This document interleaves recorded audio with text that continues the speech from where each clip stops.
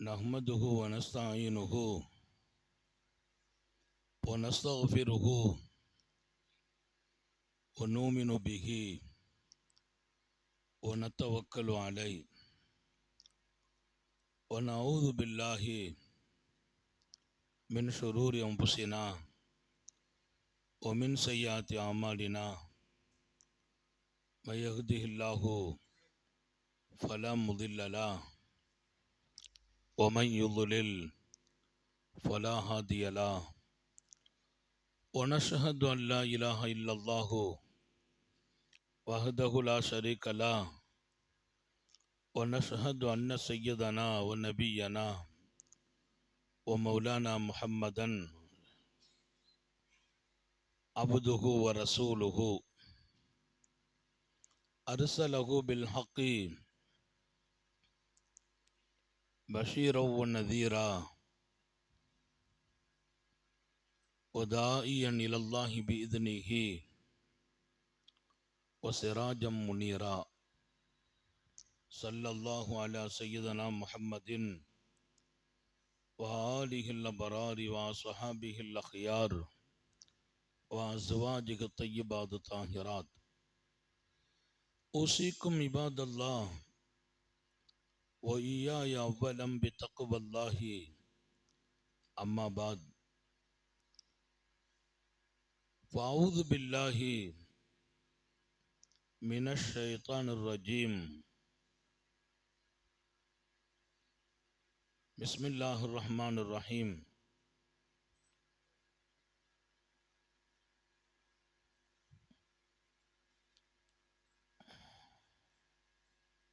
फ़अम्मा मन तग़ा व आसरल हयातद दुनिया व इन्नल जहीम हियल मअवा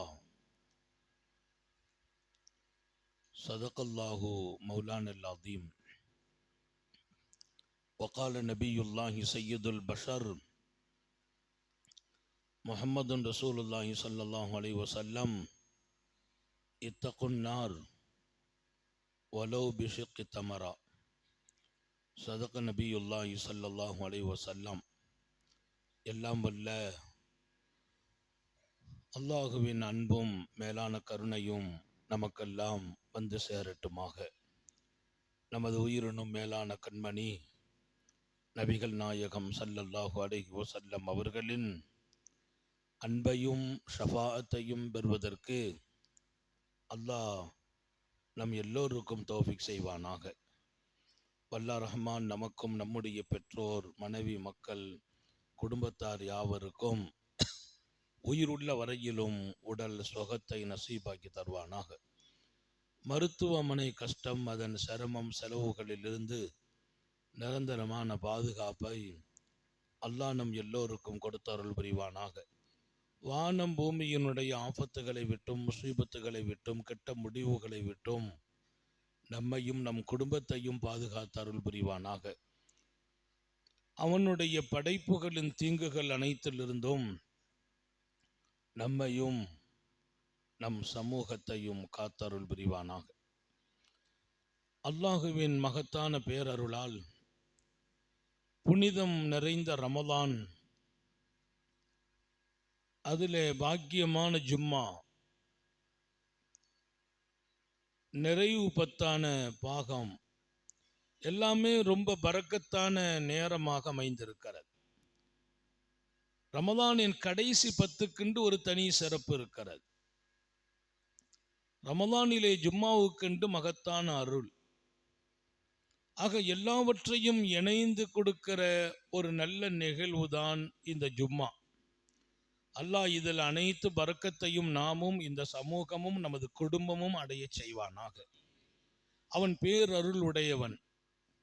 அருள்களை என் அடியான் வந்து அடைந்துவிட மாட்டானா என்று அல்லாஹ் காத்திருக்கிறான் என்பார்கள்.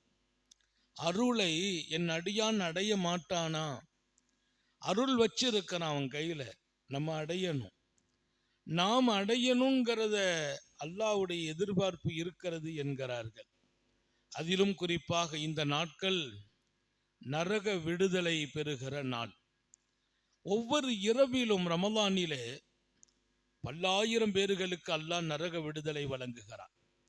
ரமலானின் ஒவ்வொரு இரவுகளிலும் விசேஷமாக, அதிலும் குறிப்பாக இந்த கடைசி 10 எல்லாம் ரொம்ப விசேஷமாக பல லட்சம் பேர் நரகத்திலிருந்து விடுதலையாக்கப்படுகிறார்கள். அல்லாஹ் அதில் நம்மையும் நமது குடும்பத்தையும் ஆக்கி வைப்பானாக. நரகம் ரொம்பவும் பயங்கரம். பெருமானார் சொல்வார்கள், இத்தகுன்னார், நரகத்தை பயந்து கொள்ளுங்கள் என்றார்கள். நான் நரகத்தை பார்த்தேன், சொர்க்கத்தையும் பார்த்தேன். அல்லாஹ் சொர்க்கத்தை படைத்த பின்னால் மலக்குகளை அனுப்பி பார்த்துவிட்டு வாருங்கள் என்கிறார். சொர்க்கத்தை படைத்த அல்லாஹ் அதை அலங்காரமாக்கி மலக்குகளை அனுப்பி ஒரு பார்வை பார்த்துட்டு வாங்கன்னா, மலக்குகள் போய் பார்த்து விட்டு பிரமித்து போறாங்க, ரொம்ப ஆச்சரியப்பட்டு போறாங்க. மலக்குமார்கள் அல்லாஹ்வின் தர்பாரில் சொர்க்கத்தை பற்றியான தகவலை சொல்லணும். அல்லாஹ் கேட்டான், போனீங்களா, பார்த்தீர்களா? போய் பார்த்தோம் அல்லாஹ். உலகத்தில் வாழ்கிற ஒரு அடியார்கள் இதை பற்றி கேள்விப்பட்டால் எல்லாருமே உள்ள வந்துருவாங்க. எல்லாமே உள்ள வந்துருவாங்க, ஒருத்தர் கூட மிஸ் ஆக மாட்டார். அல்லாஹ் எல்லாருக்கும் தௌபீக் செய்வானா? யாரு? நேரடியா பார்த்து விட்டு கொடுத்த ரிப்போர்ட். மலக்குமார்கள் போய் பார்த்துட்டு, அது அப்படி இருக்குது சொர்க்கம், என்ன குறையில்லை, உண்ணுவதற்கான எல்லா வாய்ப்புகள், உடை உடுத்துகிற வாய்ப்புகள், மகிழ்ச்சி, மங்களம், எல்லாமே மகிழ்ச்சி தான். எதுவுமே அங்க கவலை இல்லை, சங்கடங்களுக்கான வழியே இல்லை. அவ்வளவு பெரிய பேரருள். இதை பற்றி ஒருத்தர் கேள்விப்பட்டா வராமலா இருக்க மாட்டார், என்ன பாடுபட்டாலும் வந்துடுவார். அதுக்கு அடுத்து அல்லாஹு தாலா மலக்குமார்களை நரகத்தை போய் பார்த்துட்டு வாங்கங்கிறான். அதை போய் பார்த்துட்டு பதறி போயிட்டான். அல்லாஹ் கேட்டான், என் நரகம் எப்படி? ஆப்பா, யாருக்கும் ஆகாது அது. இதை பற்றி இந்த சமூகம் கேட்டால் ஒருத்தர் வரமாட்டாங்க. இதுக்கு வர்றதுக்கு எந்த வழியா இருந்தாலும் அடைச்சிருவாங்க. இதை பற்றி கேள்விப்பட்டா ஒருத்தர் கூட இங்கே வரமாட்டாங்க. இதுக்கு வரணும்னா அவங்கயே ஜெயிலாயிடுவாங்க, சீராயிடுவாங்க அப்படின்ற மலக்குகள் உண்மை. அதெல்லாம் அடுத்த ஒரு கட்டம் அவங்கள அனுப்பி இப்போ பார்த்துட்டு வாங்கங்கிறான். சொர்க்கத்தை பார்க்குறாங்க, அதன் அலங்கார சுற்றி அல்லாஹு தாலா நிறைய தடங்களை, ஏவல்களை, கட்டளைகளை போடுறான். இதை செய்தால் கிடைக்கும், இதை செய்தால் கிடைக்கும், இதை செய்தால் கிடைக்கும், இதை விடணும், இதை விடணும், இதை விடணும், அப்படி ஏகப்பட்ட விதிகளை போட்டு இதையெல்லாம் கடந்தாதான் சொர்க்கம்னு போட்டு வச்சிருக்கான். வெறும் சொர்க்கத்தை பார்த்துட்டு வந்து கொடுத்த ஸ்டேட்மெண்ட் வேறு, எல்லாரும் உள்ள வந்துருவாங்க. ரெண்டாவது அவங்க வரக்கூடிய நேரம் பார்த்தீங்கன்னா, இன்னென்ன பிரச்சனைகளை எல்லாம் சரி செய்தாதான் அங்கே வர முடியும். இந்த கண்டிஷன் பேர்ல சொர்க்கம், இதை செய்தா சொர்க்கம், இதை செய்தா சொர்க்கம், இதை செய்தா சொர்க்கம், இதை விட்டா சொர்க்கம் அப்படின்னு எல்லாம் ஏவல் விளக்கலை பூரா எல்லாம் அதை சுற்றி போட்டுட்டான். அது ஒரு பார்வை பார்த்துட்டு மலக்குகள் என்ன இப்படி என்று வேந்த அல்லாட்ட வந்து சொன்னாங்க, என்ன அல்லா பார்த்தீங்களா? இல்லை, நிறைய பேர் தேற மாட்டாங்கன்ட்டாங்க. நிறைய பேர் தேற மாட்டாங்க. இவ்வளத்தை கடந்து வர்றதுக்கு ரொம்ப கஷ்டம். சில பேர் தான் உள்ள வர முடியும், பல பேர் மாட்டிக்கிடுவாங்களே. அந்த சொர்க்கத்தை பார்த்தால் எல்லாரும் போகணும், அப்படி இருக்குது. ஆனா அதுக்காக செய்யக்கூடிய அமல்கள் லேசானதல்ல. அமல் இல்லாமலா சொர்க்கம், தியாகம் இல்லாமலா சொர்க்கம்? அம் ஹசிப்தும் அன் தத்குலுல் ஜன்னah வலம்மா யஅதிக்கும் மஸலுல் லதீன ஹலவ் மின் கப்லிக்கும். உங்களுக்கு முந்தி வாழ்ந்த சமூகம் வாழ்க்கையில் பட்ட அல்லல்கள் தெரியுமா உங்களுக்கு? அவர்கள் கடந்து வந்த பாதைகள், சங்கடங்கள், சஞ்சலங்கள், எத்தனை தியாகங்களுக்கு பின்னால் அந்த மக்களுக்கு சொர்க்கம் கிடைத்தது. இதெல்லாம் ஒண்ணுமே இல்லாம சொர்க்கம் போகலாம் என்று நினைத்தீர்களா? சொர்க்கம் அமலை கொண்டு என்பதை விட கஷ்டங்களை தாங்குவதை கொண்டு சொர்க்கம். அல்லாஹ் அந்த ஆயத்தில் சொல்றான், மஸ்ஸத்துஹுமுல் பஅஸா வத்தர்ரா, அவர்களுக்கு நெருக்கடிகள், கஷ்டங்கள், சோதனைகள், வஸுல்ஸிலு, இந்த பூமியிலே உழுக்கப்பட்டார்கள், அப்படியே புளிஞ்சோம். எல்லாத்தையும் தாங்கி கொண்டாங்க. அந்த மாதிரி எல்லாம் ஒரு சிரமங்களை எல்லாம் வாழ்க்கையில சந்திக்காம நீங்க சொர்க்கம் போலாம் நினைக்கிறீர்களா என்று அருள்மறையிலே அல்லாஹ் வசனத்தை இறக்கினான். அப்ப சொர்க்கம்ங்கிறது கேள்விப்பட்டால் எல்லாரும் வந்துருவாங்க. அதற்கு பின்னாலே அதை அடைவதற்கான வழிகள், அதுல தான் நாம தியாகம் செய்ய வேண்டியிருக்கு. நரகத்தை போய் பார்த்துட்டு வாங்கன்னு சொன்னான். ரெண்டாவது அங்க போறாங்க. அங்க போய் பார்த்துட்டா சுபஹானல்லாஹ், வந்த உடனே மலக்கள் சொன்னாங்க, ரப்பே நிறைய பேர் உள்ள வந்துருவாங்க போல தெரியுது. முதல்ல சொன்ன ஸ்டேட்மெண்ட் என்னங்க? ஒருத்தர் வரமாட்டார், நிறைய பேர் வந்துருவாங்க. ஏன்னா அதை சுத்தி பூரா அல்லாஹ் மனுஷன் விரும்புகிற காரியமாக போட்டு வச்சிருக்கான்.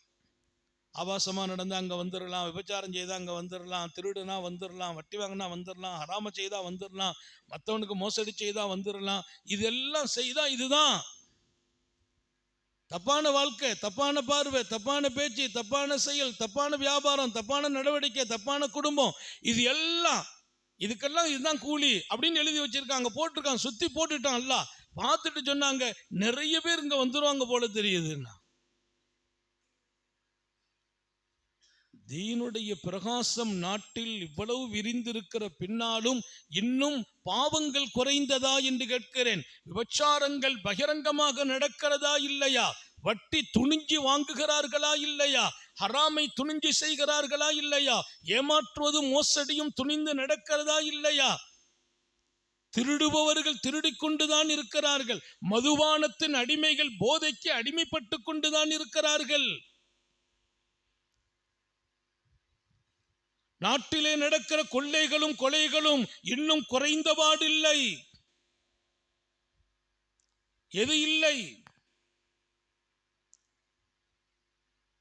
இதெல்லாம் நரகத்துக்கு வரும் வழி என்று அல்லாஹ் போட்டான். அதை பார்த்து விட்டு சொன்னார்கள் மலக்குகள், நிறைய பேர் இங்க வந்துருவாங்க.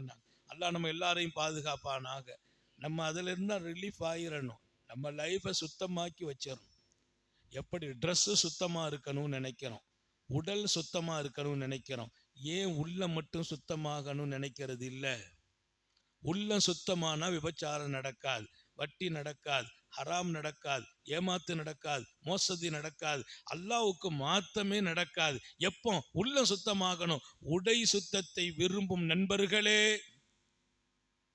உடல் சுத்தத்தை விரும்பும் சகோதரர்களே, உள்ளம் சுத்தம் என்பது உங்களை நரகத்தை விட்டும் காப்பாற்றும். நரகத்துக்கு போயிடக்கூடாது.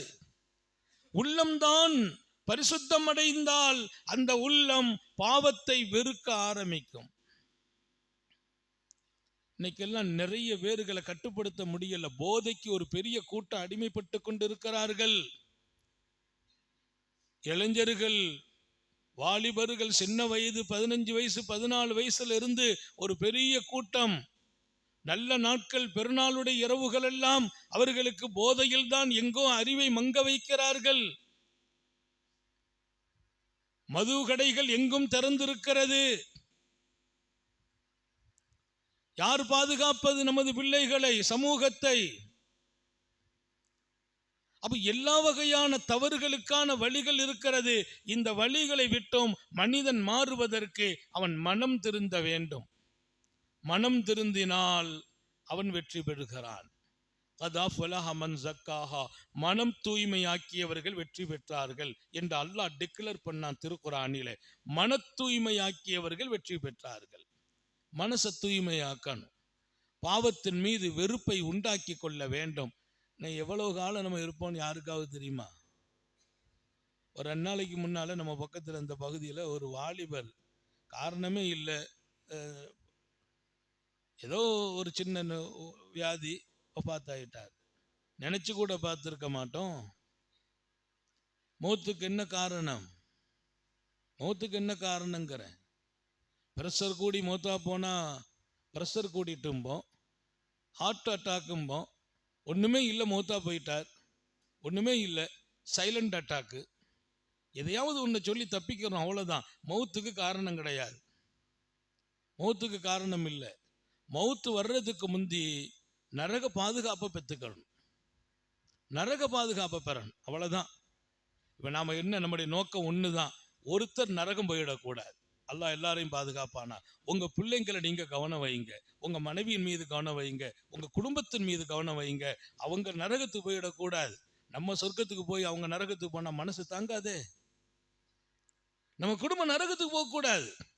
நம்ம மனைவிட்ட இபாதத் இல்லை சொல்லுங்கள், நம்முடைய பிள்ளைகளிடத்திலே தீன் இல்லை சொல்லுங்கள், நம்முடைய பெற்றோர்களிடத்தில் தீன் இல்லை சொல்லுங்கள், நம்முடைய சகோதரர்களிடத்தில் மார்க்கம் இல்லை சொல்லுங்கள். நரகம் பயங்கரமானது. எம்பெருமான் ஸல்லல்லாஹு அலைஹி வஸல்லம் இத்தகுன்னார், நரகத்தை பயந்து கொள்ளுங்கள் என்று சொல்வார்கள் என்றால் அது எவ்வளவு பயங்கரம். அல்லாஹ் திருக்குர்ஆனிலே சொல்வான், அவங்க வேதனை தாங்காம துடிப்பாங்க. நரகவாசிகள் வேதனை தாங்காம துடிப்பாங்க, பசி பசின்னு சத்தம் போடுவாங்க. அவங்களுக்கு சாப்பாடை கொடுங்க. அந்த சாப்பாடெல்லாம் பார்த்தீங்கன்னா விஷ செடிகளை எடுத்து உணவாக கொடுக்கப்படும். அந்த செடிகள்ல பூரா முற்கள் இருக்குன்னு குர்ஆன் சொல்லுது.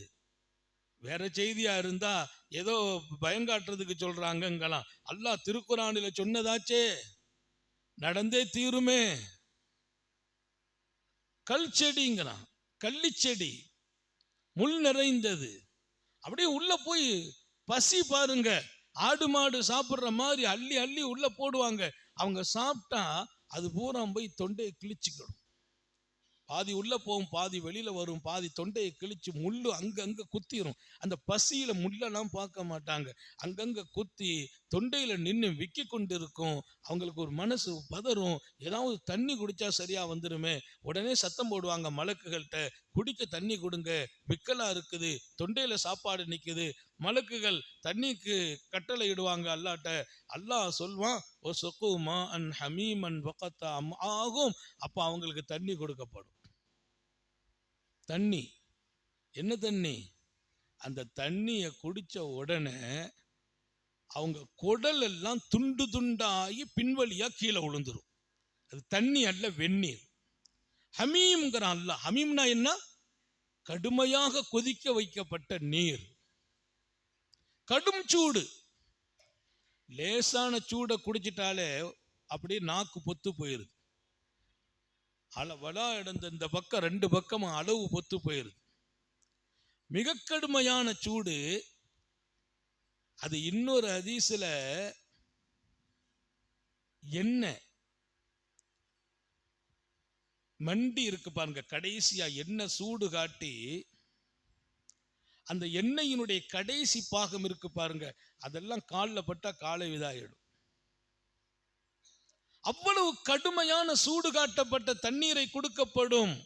இது எங்கே? திருக்குர்ஆன்.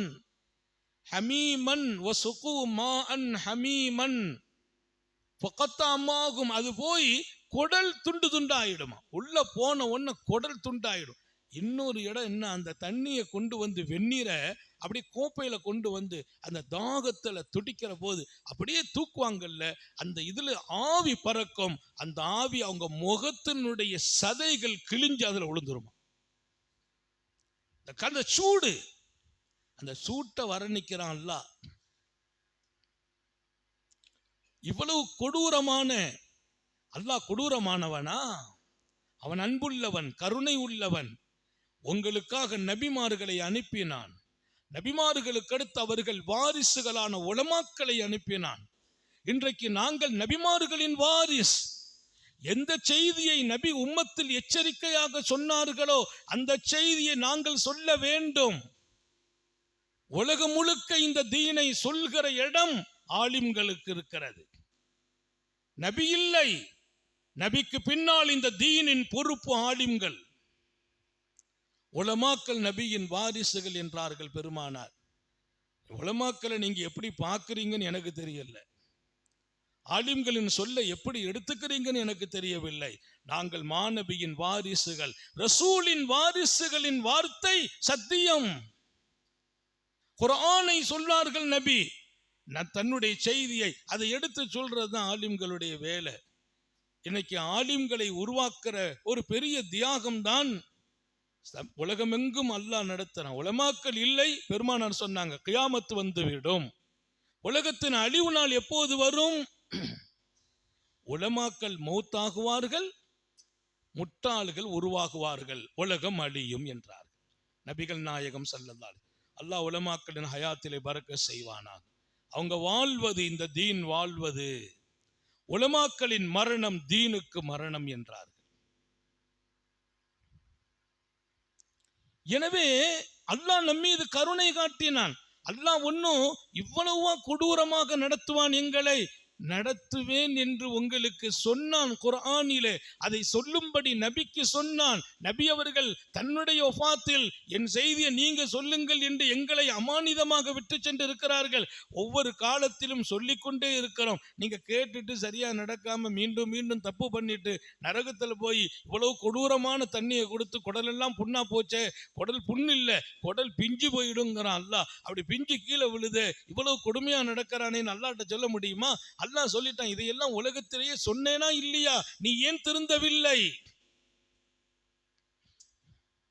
திருந்த வேண்டும். இன்னும் தவறு செய்யக்கூடாது. பாவத்துக்கு நரகம்தான் தண்டனை. அல்லாஹ் திருக்குர்ஆனிலே தெளிவாக சொன்னான், யார் பாவம் செய்வார்களோ, அம்மா மந்தகா, யார் மனு இச்ச வழிகட்டு போனார்களோ, குர்ஆனுடைய ஆயத்துக்கு மட்டும் நான் தர்ஜுமா விளக்கம் சொல்றேன். அம்மா மந்தகா, யார் வழிகட்டு போனார்களோ, தடம் புரண்டார்களோ, தடைகளை மீறினார்களோ, தடுத்ததை செய்தார்களோ. தகானா என்ன அர்த்தம்? யார் தடம் புரளுகிறார்கள், தடைகளை மீறுகிறார்கள், தடுக்கப்பட்டதை செய்கிறார்கள். வாசரல் ஹயாத்தத் துன்யா, உலக வாழ்க்கையை தேர்ந்தெடுத்தார்கள். எதை தேர்ந்தெடுத்தாங்க? உலக வாழ்க்கையை. மறுமையை பத்தி சிந்தனை இல்லை, அல்லாஹ்வை பத்தி சிந்தனை இல்லை, உலக வாழ்க்கையை தேர்ந்தெடுத்தார்கள். இன்னல் ஜஹீம ஹியல் மஅவா, அவர்கள் தங்குமிடம் நரகம். இந்த 3 குர்ஆன் ஆயத், யார் தடம் புரண்டார்களோ, தடைகளை மீறினார்களோ, தடுக்கப்பட்டதை செய்தார்களோ. இப்ப நான் சொன்னது பூரா மதுவில் இருந்து, போதையில் இருந்து, ஆபாசங்களில் இருந்து, அசிங்கங்களிலிருந்து, வரம்பு மீறுவதிலிருந்து, மனித உரிமைகள் மீறுவதிலிருந்து, அடுத்தவரை ஏமாற்றுவது, அபகரிப்பதிலிருந்து, அல்லாஹ் ரசூல் தடுத்த அத்தனை தடைகளையும் தாண்டி ஒருத்தன் வாழ்வான், கடந்து வாழ்வான், செய்து வாழ்கிறானா, அவன் ஆசரல் ஹயாத்தத் துன்யா, இந்த உலகத்தை தான் தேர்ந்தெடுத்துக்கிட்டான். இங்க நிம்மதியா வாழணும், ஜாலியா வாழணும்னு வாழ்ந்தான். இன்னல் ஜஹீம ஹியல் மஅவா, அவன் தங்குமிடம் நரகம் என்று அல்லாஹ் கன்ஃபார்மா குர்ஆன்ல சொல்றான். இதை நீங்கள் கவனத்தில் எடுக்க வேண்டும். அப்ப நரகம் என்பது, அதை பயந்து கொள்ளுங்கள் என்று உத்தம நபி ஸல்லல்லாஹு அலைஹி வஸல்லம் நமக்கு கட்டளை இடுகிறார்கள். நரகத்திற்கான காரணம், அமல்களை விட்டுட்டா கூட அல்லாஹ் சில நேரத்தில் மன்னிச்சிருவான். தொழல்ல, அல்லாஹ் அவனை மன்னிச்சு சொர்க்கத்துக்கு அனுப்பலாம். அமல் கொஞ்சம் கம்மி, நோன்பு முடியல, விட்டான், அல்லாஹ் மன்னிச்சிடலாம். ஆனா பாவங்கள் என்பது மன்னிப்பு கேட்டே ஆகணும். பாவங்கிறதுல தான் ரொம்ப கவனம் இருக்கான். தடைகள், இந்த ஆயத்து தெளிவா சொல்லுது, யாரு தடம் புரண்ட வாழ்க்கை வாழ்கிறானோ அவனுக்கு நரகம். அப்ப அந்த வாழ்க்கையை விட்டு நீங்க வெளியில வாங்க. எத்தனை நாள் வாழ்வோமோ யாருக்கும் தெரியாது. வாழ்கிற காலம் சொர்க்கத்துக்கு தயாராகணும். எங்கள் கடமை சொல்லிவிட்டோம், எடுப்பது உங்கள் கடமை. இனி வேண்டாம் ஆபாசங்கள், இனி வேண்டாம் போதைகள், இனி வேண்டாம் ஹராமான வாழ்க்கை, ஹராமான தொழில், ஹராமான உணவு, இனி வேண்டாம் அடுத்தவர்களின் வாழ்க்கையில் குறுக்கீடு என்பது. நான் எப்படியாவது அல்லாஹ்வையும் சொர்க்கத்தையும் அடையணுங்கிற ஒரு தீர்மானிப்புக்கு வருகிற காலம்தான் ரமதானின் கடைசி 10. அல்லாஹும்ம ஆத்திக்னா மினன் நார், எங்களை நரகத்திலிருந்து விடுதலை வழங்குவாயாக.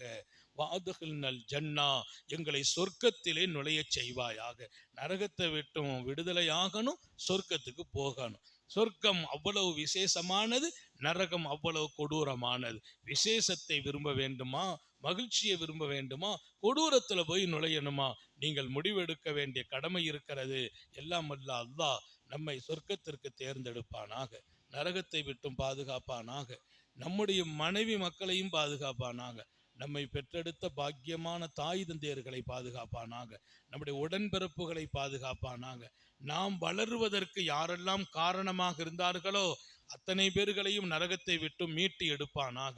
நம்முடைய குடும்பத்திலே, உறவினர்களிலே யாரெல்லாம் மௌத்தாகி விட்டார்களோ அவர்களுக்கு நரக விடுதலை வழங்கும் இந்த நாட்களில் நாங்கள் ஜும்மாவிலிருந்து கேட்கிறோம், அல்லாஹ் இப்போதே நரக விடுதலை பத்திரத்தை அவங்க கையில் கொடுப்பாயாக, அவர்களுக்கெல்லாம் சொர்க்கப்பதி தங்க நசீபாக்கி வைப்பாயாக.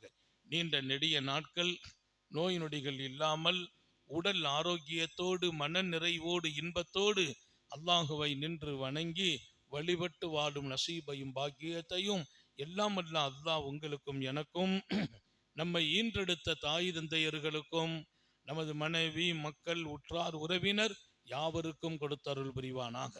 நமது உயிரினும் மேலான கண்மணி காத்தமுன் நபியின் சர்க்காரை ஆலம் சுந்தர நபிகள் ஸல்லல்லாஹு அலைஹி வஸல்லம் அவர்களை கனவிலும் நனவிலும் கண்டுகளிக்கும் பெரும் பாக்கியத்தை அல்லாஹ் நம் எல்லோருக்கும் கொடுத்தருள் புரிவானாக என்ற நல்ல துஆக்களோடு உங்கள் எல்லோருடைய துஆவை ஆதரவு வைத்து என் வார்த்தைகளை நிறைவுபடுத்துகிறேன்.